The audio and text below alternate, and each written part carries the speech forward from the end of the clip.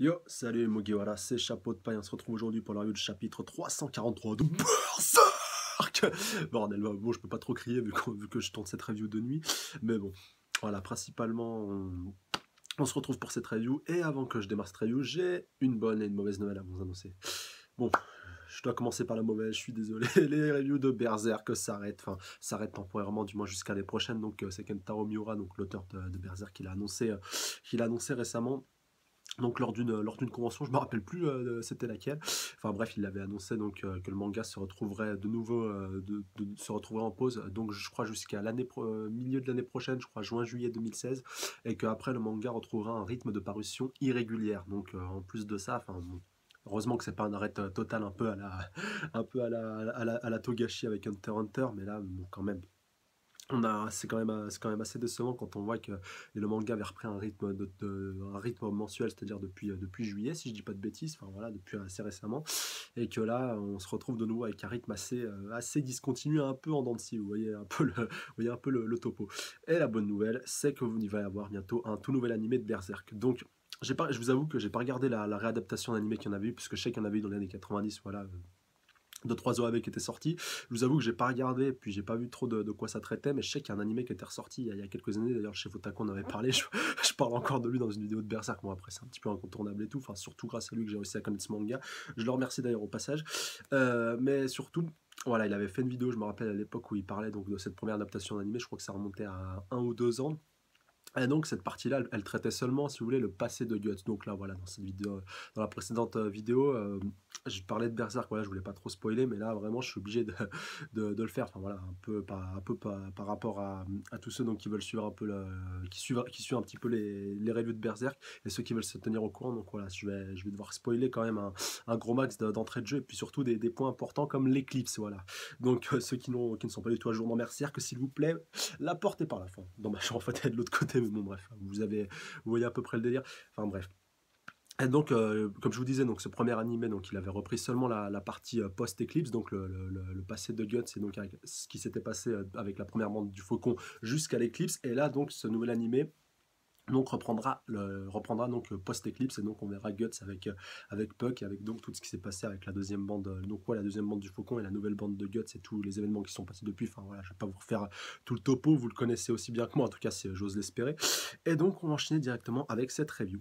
Donc oui, je vous ferai, je pense, une petite news, une petite vidéo news quand l'animé commencera, et puis pour vous tenir informé de tout ça, en tout cas pour ceux qui ne suivent pas Berserk assez assidûment, enfin qui se tiennent pas au rendez-vous, et surtout pour que vous soyez informés de ce qui se passe de ce côté-là. Voilà. Donc on va démarrer directement ce chapitre 343, donc profitez-en bien. Je sais pas si cette vidéo va être assez longue, donc Review pour l'occasion quand même, je reprécise, même si c'est marqué dans le titre de la vidéo, mais bon. Alors, page de couverture, encore une fois, un Guts avec son armure de Berserker, encore une fois, charismatique et badass, comme d'habitude, j'ai envie de vous dire. Enfin, en tout cas, quand il est question de Guts. Alors, à une époque où les épées dévastaient, je pense, les terres, faute de traduction, mais non, c'est pas grave, notre histoire débute. Oula, non. Pas du flashback, s'il vous plaît, pas du flashback, non, enfin, ça dépend. Mais, fait chier, enfin, je voulais voir la suite, moi, de ce qui se passait. Ah bah non, autant pour moi.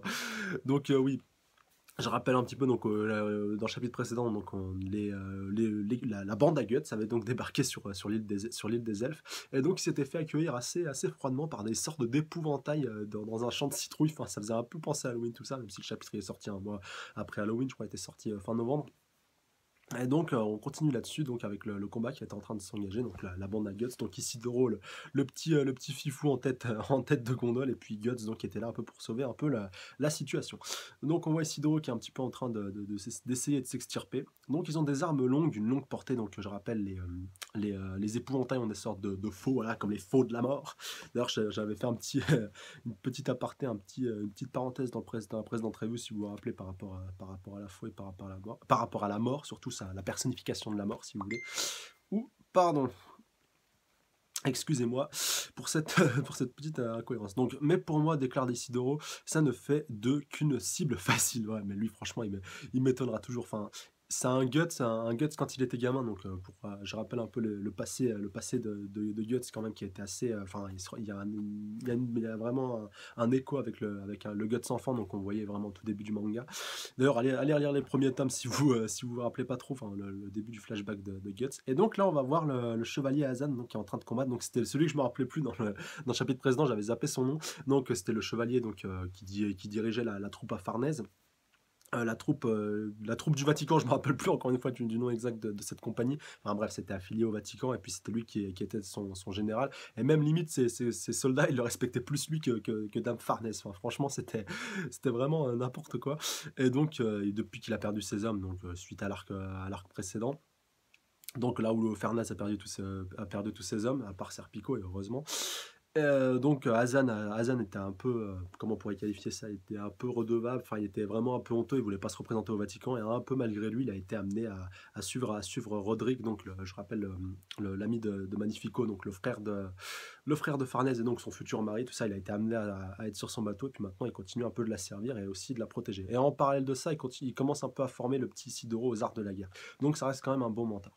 Et donc là, il assume toujours pas en fait que c'est lui, donc, enfin, alors que Farnèse elle l'a cramé directement. Qu'est-ce que vous faites là? Surtout qu'il a toujours sa petite moustache qui ressort un petit peu, enfin, avec son casque, plus les deux sortes de petites plumes qui ressortent de son casque pour un peu faire écho à sa moustache assez prononcée, un peu à la Salvador Dali, donc avec deux excroissances qui partent vraiment sur les côtés. Et donc là, il est présent, il est vraiment actif, hein. C'est quand même un personnage qui est très important et je suis vraiment content qu'il soit resté avec eux et que Kentaro Miura qu'elle ne l'ait pas mis de côté. Donc on voit Serpico aussi qui est en train de combattre avec son épée du vent, si je dis pas de bêtises, que Shirk lui avait remis il y a déjà quelques chapitres. Et donc on voit Roderick qui est en train de protéger l'équipage, donc Dame Farnèse aussi, et puis son pote, enfin son futur beau-frère Magnifico, donc lui vraiment que je supporte pas, d'ailleurs je l'avais déjà dit dans la réunion précédente. Casca et puis aussi la petite Isma, donc la sirène qui a rejoint la bande à Guts depuis l'arc précédent, donc l'arc des sirènes. Et donc là, franchement, quel pied, franchement, des dessins d'une telle qualité. Enfin, franchement, c'est ça que je vais regretter pendant quasi un an, la précision du détail. Là, franchement, quand on voit un lien dans la description, donc comme d'hab, je reprécise, comme on voit donc ici page 5, franchement, avec un Guts qui est représenté vraiment magistralement, là, que ce soit la découpe, que ce soit le geste, franchement, t'arrives, on est obligé de comprendre que l'auteur il a vraiment le souci du détail et on peut comprendre qu'il veut prendre un peu de délai et puis donc il sort que 20 pages pour un mensuel. Franchement, quand on voit la qualité de dessin, franchement, trouvez-moi mieux Berserk là, les paris sont ouverts. Et franchement, c'est un vrai chef-d'œuvre, rien à dire. Et franchement, ça surprendra toujours. Donc, ils sont trop forts, ils ne vont pas être découragés. Celui en noir, c'est quoi cette grande épée? Ah oui, donc je rappelle, donc c'est les sorciers donc qui se trouvaient, enfin les sorciers ou les mages, je sais plus comment on pourrait les qualifier, donc qui se trouvaient sur l'île des Elfes, vu qu'on sait qu'il y en a qui sont présents, et donc c'est eux qui avaient envoyé ces sortes d'hommes citrouilles les combattre. Et donc là on retourne un peu de leur côté, vu on les avait vus vaguement dans le chapitre précédent lorsqu'ils avaient débarqué, et donc qui voulaient un peu les repousser pour qu'ils puissent tout simplement ne pas s'approcher de l'île. C'est un peu les gardiens de l'île en quelque sorte. Et donc on voit que c'est des sorciers, donc avec à la fois leur bâton un peu magique, leur bâton de sorcier ou leur balai, je sais pas, on voit pas vraiment dans le détail, même si je pense que c'est plus un balai pour le coup, et puis leur chapeau, vraiment chapeau de sorcière, qui fait un peu écho à celui que possède Shirk. Donc, et vous avez senti la sorcellerie venir d'eux à l'instant impossible, les gens en dehors de l'île ne sont que des barbares. Mais oh, ils savent pas qu'il y a des sorciers en dehors de l'île ou quoi? Donc je rappelle que c'est grâce à Cherké qu'ils ont réussi à déceler un peu la présence, ils ont réussi à rompre donc le premier rempart qui les repoussait de l'île, parce que ça faisait un peu une sorte de téléportation, genre Isidoro s'avançait un petit peu de 2-3 mètres, et en fait il repassait un peu par derrière, enfin c'était vraiment une sorte de sort d'illusion un peu genjutsu par-ci par-là, et donc c'est Cherké qui avait réussi à le déceler et à le rompre, et aussi les elfes qu'il avait aussi anticipé. Non, je crois que c'était grâce à Puck qu'ils avaient réussi à passer, vu que de par sa nature elfique. Voilà.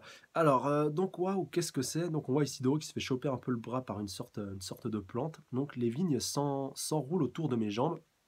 Oh, c'est vrai, c'est un piège, lui déclare Puck. Abruti, je suis en grand danger, là. Et donc là, on voit un peu que le combat est un peu en train de passer en phase, en stand-by, ou là, avec des citrouilles qui sont en train un peu de prendre forme humaine. Là, encore une fois, c'est vraiment macabre, mais c'est encore une fois magistralement dessiné. Rien à dire par rapport à ça, c'est vraiment magnifique. Donc, Goa, c'est tellement chiant. Ah, c'est Guts qui déclare ça. Alors, l'île de la magie est vraiment pleine de merveilles. on n'est pas trop tôt dans l'année pour une fête de la moisson. Ouais, parce que là, pour le coup, la moisson, elle va être assez rapide, du coup. Surtout si Guts, comme d'habitude, avec sa Dragon Slayer, il balaye tout vraiment d'un revers d'épée. Là, franchement, on va être gâté. Donc, encore une fois, des dessins magistraux. Enfin, ouais, oui, magistraux, vu que je suis au pluriel. Voilà. Franchement, franchement, c'est vraiment magnifique. Là, pareil, on voit Serpico qui, pareil, est en train littéralement de faire une vraie boucherie avec ses citrouilles. Et Isma qui commence un petit peu à flipper. Ah, et une arme. Donc, on voit qu'elle a envie de récupérer une arme. Elle récupère une citrouille pour en éclater une autre. Là, franchement, c'est pas triste. Et donc pareil, on voit encore ici Doro qui se fait encore une fois encercler par des sortes de lianes ouais, de lianes, c'est vraiment le mot exact. Et donc il essaie de se servir de sa petite dague pour arriver à trancher tout ça, mais malheureusement il est un petit peu en difficulté. Donc Puck déclare rouler comme ça ne va faire qu'empirer les choses. On voit qu'il essaie vraiment de se débattre du mieux qu'il peut, mais ça ne porte pas trop ses fruits. Donc, d'horribles apparitions, déclare Azan, et Roderick lui dit, ils apparaissent sans cesse, ils vont nous repousser. N'ayez pas peur, déclare Cherké, surtout à Farnèse et à Casca, donc qui sont restés un peu en retrait. Toutes mes excuses pour vous avoir fait attendre. Donc voilà, maintenant, Madame Cherké, comme à chaque fois depuis son apparition, va prendre les bails en main et elle va régler cette affaire, en tout cas, le plus rapidement possible. Enfin, j'avoue que son pouvoir est quand même pas mal pété, mais je trouve que ça sous-exploite un peu le reste des personnages qui sont présents. D'ailleurs, laissez-moi vos avis dans les commentaires par rapport à ça. Est-ce que vous trouvez que, un peu à l'image de Gandalf dans Le Seigneur des Anneaux, que notre ami Cherké est un petit peu... comment on pourrait qualifier ça, le maillon un peu cassant de cette chaîne de héros. C'est-à-dire qu'elle fait un peu passer Guts pour un boulet. Enfin, excusez-moi si le terme est un peu fort, mais là, dans ce cas précis, où on a un peu affaire à des illusions, à des formes de magie un petit peu prononcées, c'est tout le temps elle qui est en train qui règle un petit peu les problèmes, et du coup, un peu au détriment des autres personnages, un peu comme Roderick, j'allais dire, comme Serpico, comme Guts, et puis aussi, qui c'est que je voulais, et puis aussi Azan, par la même occasion, qui est aussi un combattant. Donc, et donc là, on voit visiblement qu'elle a l'air tout simplement de réduire un peu le conflit. Je crois que ouais, en fait, elle a réussi à calmer les citrouilles qui étaient un petit peu en train de s'animer toutes seules. Et donc, elles sont en train de retrouver leur forme normale. Donc, Cherké déclare, ce champ a été ensorcelé, voilà, avec le pouvoir de gnome des esprits de la terre. J'ai manipulé cet art, je l'ai renvoyé au travail original des esprits de la terre pour une moisson abondante. Donc, la magie pour la magie, voilà, ça fait un peu écho à ce que je disais. Que moins par moins ça fait plus, enfin voilà, pour histoire d'annuler tout ça, c'est ce qu'il fallait faire. Donc les épouvantails ont été vaincus, donc là on revient du côté des mages qui se trouvaient dans l'ombre, donc qui commandent un petit peu tout ce bordel. Donc qu'est-ce qu'on fait maintenant? Ce n'est pas de la magie, ça? Bah punaise, mais vous savez pas, c'est impossible. Et pourquoi ils n'arrivent pas On devient négligent, pas vrai? Pourquoi ils déclarent ça? Enfin, ouais, pour moi, c'est pas de la négligence, c'est de la naïveté, là, pour le coup. Parce que si t'as pas réussi à atterrir que c'était un mage qui avait fait ça, enfin, il y a un peu un petit problème quelque part. Enfin bref, on verra tout ça plus tard. Il me mordit, je l'ai mordi, déclare ouais, Puck qui est encore une fois sur la tête de Sidoro. Je crois qu'il est en train de bouffer une citrouille, littéralement. Et puis on voit notre pauvre ami Sidoro, notre pauvre petit garçonnet qui s'est fait rouler littéralement dans la farine, enfin là, dans la terre, c'est vraiment le cas de le dire. Donc il a un peu le visage un peu tout barbouillé. Donc, eh bien, c'est bon, on en a fini avec l'accueil violent, déclare Roderick. Et donc, c'est quoi ça? Qu'est-ce qu'il a vu? Ah, d'arbre en forme de tour de Pise un peu incliné au loin. Enfin, c'est un peu ce qui ressort à cette lecture-là. Donc, un feu? Non. Ou alors un arbre, ou je sais pas. Alors, attendez. On dirait que quelque chose d'autre arrive pour nous accueillir. Punaise, mais oh, ça va s'arrêter quand tous ces ensorcellements? Donc là, c'est plutôt une sorte de golem ouais, c'est un peu une sorte de golem qui est un peu en train de l'arriver dessus. Donc oui, c'est une sorte de golem, mais je sais pas, j'ai un peu du mal à qualifier de quoi il est fait, enfin un peu de terre ou de... C'est un peu difficile à décrire, mais encore une fois, une page magnifiquement dessinée, magnifiquement illustrée, enfin franchement c'est super beau. Donc le boss des épouvantails, déclare Evarella, c'est un homme d'osier. Ah, d'osier, voilà, un d'osier. Donc je rappelle un petit peu pour ceux qui ne connaîtraient pas cette matière, vous voyez les paniers de grand-mère et tout, enfin de vos grand-mères ou on va dire un peu d'époque.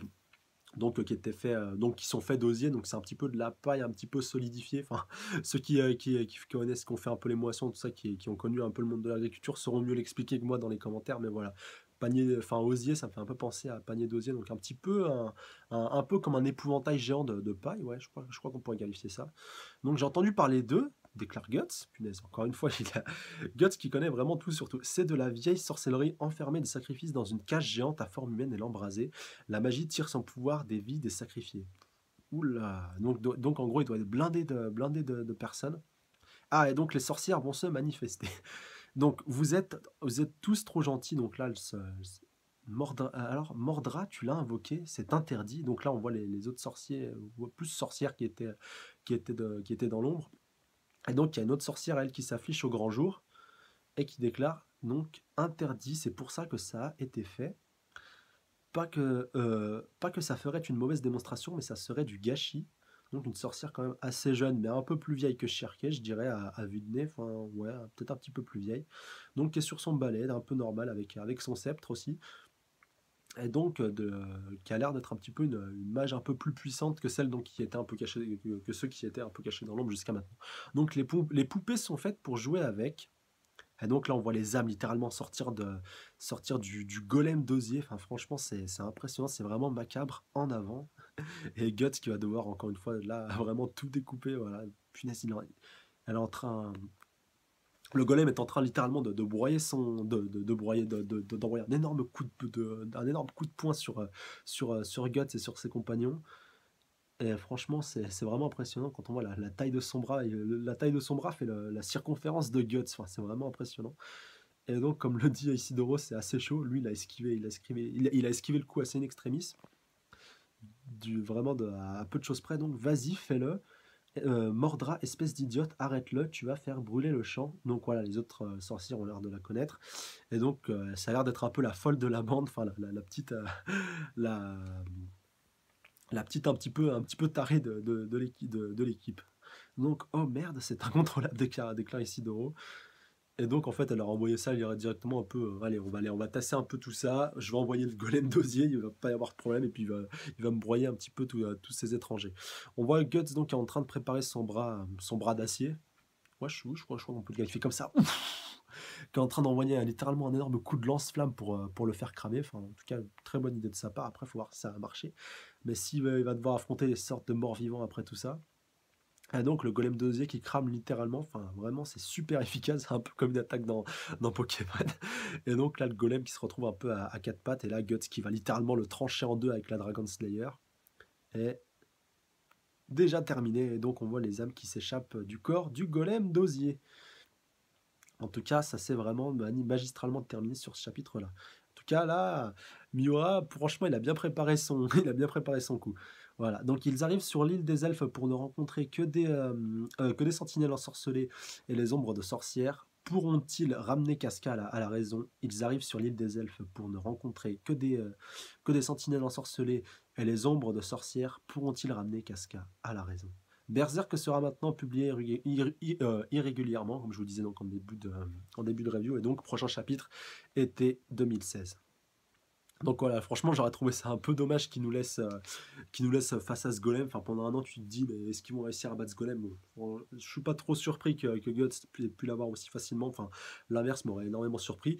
Et là, franchement, je suis bien content sur la fin que Miura est un petit peu en fait allégé, si vous voulez, un peu Shirkey, qu'il a remis un peu en avant Guts. Bon, voilà, Guts n'a pas énormément besoin d'être mis en avant après tout ce qu'il a accompli. Voilà, c'est le héros. Et je remets pas du tout ça en cause, hein.